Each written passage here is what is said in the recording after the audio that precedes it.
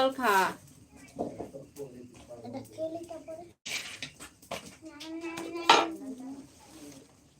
গোবিন্দ দাভাই হচ্ছে high high. আমি মনে করছি তুমি বেরিয়ে গেছো, তুমি কিছু বলছো না সেই জন্য।